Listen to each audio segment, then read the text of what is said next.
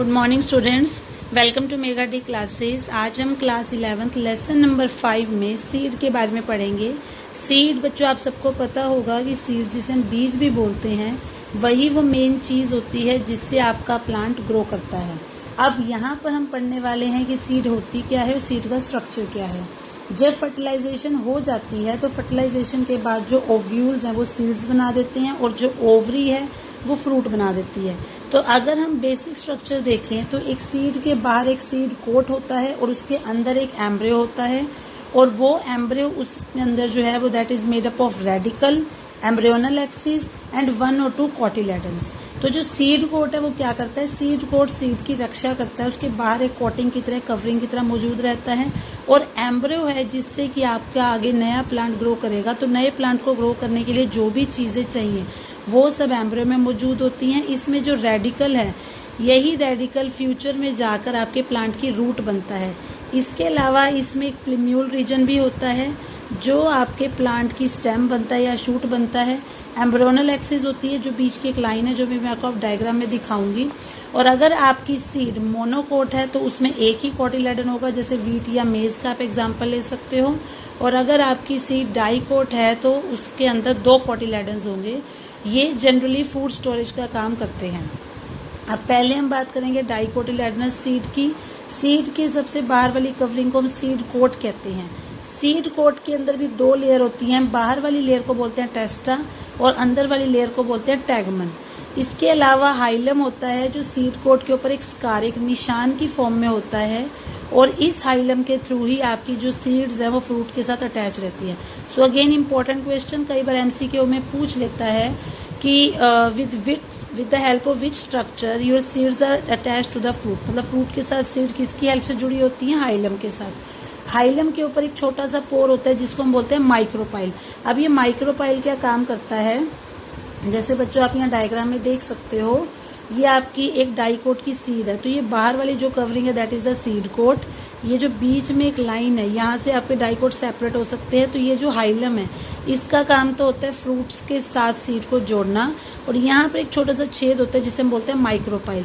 जिस समय आपका सीड जर्मिनेट होता है, मतलब आप उसको पानी देते हो, तो माइक्रोपाइल ही वो छेद है जिसके थ्रू उसके अंदर पानी जाएगा, वो स्वेल होएगी और उसकी जर्मिनेशन होएगी। ओके, तो सीड एम्ब्रियो कोट के अंदर एम्ब्रियो होता है। एम्ब्रियो के अंदर एक एम्ब्रियोनल एक्सिस होती है, मतलब एक सेंटर वाली लाइन होती है और 2 कोटिलेडन्स होते हैं क्योंकि हम डाइकोट की बात कर रहे हैं।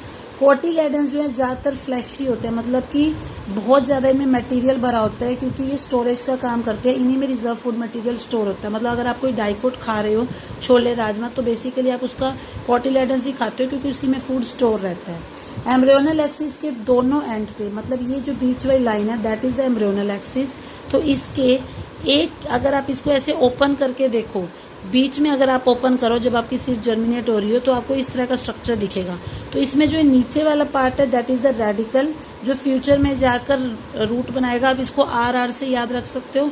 And the upper part is the plumule जो फ्यूचर में जाके स्टेम या शूट बनाता है।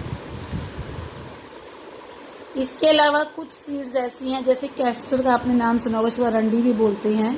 इसमें क्या होता है, डबल फर्टिलाइजेशन होती है। डबल फर्टिलाइजेशन का मतलब क्या है बच्चों, जैसे आपने 10th में भी किया होगा कि जिस टाइम मेल के अंदर से जो मतलब 2 गेमीट्स बनते हैं, जब वो पोलन ग्रेन के थ्रू स्टिग्मा पे आकर रुकते हैं तो वहां पर उसमें जो 2 पोलन ग्रेन, एक पोलन ग्रेन में से जो 2 मेल गेमीट्स निकलते हैं उसमें से एक मेल गेमीट तो एंडोस्पर्म बनाता है क्योंकि वो सेंटर वाले एग्स के साथ जुड़ जाता है और एक एम्ब्रियो बनाता है। तो जो एंडोस्पर्म बनता है वो डबल फर्टिलाइजेशन के बाद बनता है और वो एक फूड स्टोरिंग टिश्यू है, मतलब उसके अंदर भी फूड जमा हो जाता है। तो जिन सीड्स में एंडोस्पर्म बनता है उन सीड्स को हम बोलते हैं एंडोस्पर्मिक सीड्स, जैसे कि कैस्टर।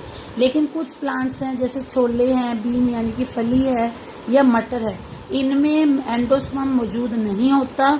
तो इनमें कोई फूड ऐसा खास फूड जितना ज्यादा स्टोर नहीं होता जितना एंडोस्पर्म में होगा। So these seeds are known as non endosperms. इसके बाद बच्चों हम बात करते हैं स्ट्रक्चर ऑफ मोनोकोटिलेडनस सीड की। इसमें से जनरली आपको एग्जाम में डायग्राम बनाना आ सकता है, तो आपको डायग्राम अच्छे से करना है। जो मोनोकोट सीड्स हैं दे आर एंडोस्पर्मिक, मतलब उनमें भी एंडोस्पर्म बनता है। बट कुछ ऐसी भी हैं जैसे ऑर्किड्स, ऑर्किड्स का आपने नाम सुना होगा, इसे ज्यादातर डेकोरेशन के लिए फ्लावर बुके बनाने में यूज करते हैं। These are non endospermic. इसके अलावा कुछ अनाज हैं जैसे कि मेज, उनमें जो सीड कोट है वो मेम्ब्रेनस होता है और वो फ्रूट वॉल के साथ जुड़ा हुआ होता है, चिपका हुआ होता है। इनका एंडोस्पर्म बल्की होता है, मतलब काफी ज्यादा भारी होता है और उसके अंदर फूड जमा रहता है। एंडोस्पर्म की जो बाहर वाली कवरिंग है वो एम्ब्रियो से अलग करती है एल्यूरोन लेयर, मतलब एक एल्यूरोन लेयर है जो एंडोस्पर्म और एम्ब्रियो को दोनों को अलग करती है। एम्ब्रियो इसका बहुत ही स्मॉल होता है और ये एंडोस्पर्म के एक एंड में जो ग्रूव है, ग्रूव मतलब एक गुफा है, वहां पे प्रेजेंट होता है। जैसे अब यहाँ पे स्ट्रक्चर देख सकते हो, ये जो आउटर लेयर है that is the seed coat या फ्रूट वॉल भी आप बोल सकते हो। यहाँ पे ऊपर जो इतनी जगह है यहाँ पे एंडोस्पर्म प्रेजेंट है, काफी ज्यादा बल्कि है, काफी ज्यादा इसमें वजन होता है क्योंकि काफी सारा मटेरियल स्टोर करके रखता है। और ये इसका जो नीचे वाला पार्ट आप ये कह सकते हो कि ये एक तरह से इसका एम्ब्रियो है। तो यहाँ पर एंडोस्पर्म और एम्ब्रियो इन दोनों को अलग करने के लिए ये आपने देखा होगा एक लाइनों वाली लेयर प्रेजेंट है जिसके ऊपर डबल लाइन बनी हुई है। This layer is the aleurone layer. तो एल्यूरोन लेयर जो है बेसिकली मोनोकोटिलेडनस सीड में आपके एम्ब्रियो को एंडोस्पर्म से सेपरेट करती है। एम्ब्रियो जैसे कि अभी मैंने कहा एक ग्रूव में, मतलब एक इस तरफ एक गुफा की तरह एक ग्रूव मतलब की तरह प्रेजेंट होगा और इसमें एक लार्ज जो शील्ड शेप कोटिलेडन होता है जिसको हम बोलते हैं स्कूटेलम, मतलब इसका ये वाला जो कोटिलेडन है जो बड़ा सा होगा शील्ड जैसे आकार का, इसको हम बोलेंगे स्कूटेलम। और इसके अलावा एक शॉर्ट एक्सिस होगी जिसमें होगा प्लिम्यूलो रेडिकल, मतलब प्लिम्यूलो रेडिकल सिर्फ इतने हिस्से में ही है, यहाँ पे स्कूटेलम प्रेजेंट है, योगिक का कोटिलेडन है।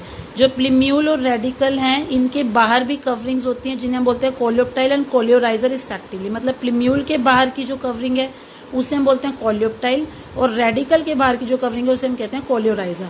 तो इसमें भी याद करने के लिए आप शॉर्टकट याद रख सकते हो, दोनों में पी आ रहा है, कोलियोप्टाइल एंड प्लिम्यूल। तो इस मीन्स प्लिम्यूल की बाहर की कवरिंग कोलियोप्टाइल, इसी तरह से रेडिकल के बाहर की कवरिंग कोलियोराइजर। तो इसमें आर की प्रोनाउंसिएशन आ रही है। तो ये बच्चों आज हमने सीड के बारे में पढ़ा। क्वेश्चन मैंने आपको बता दिया, या तो आपको डायग्राम की फॉर्म में आ सकता है या जनरली इसमें से 1 मार्क क्वेश्चन आते हैं, ज्यादा लॉन्ग क्वेश्चन इसमें से आने के चांसेस कम रहते हैं।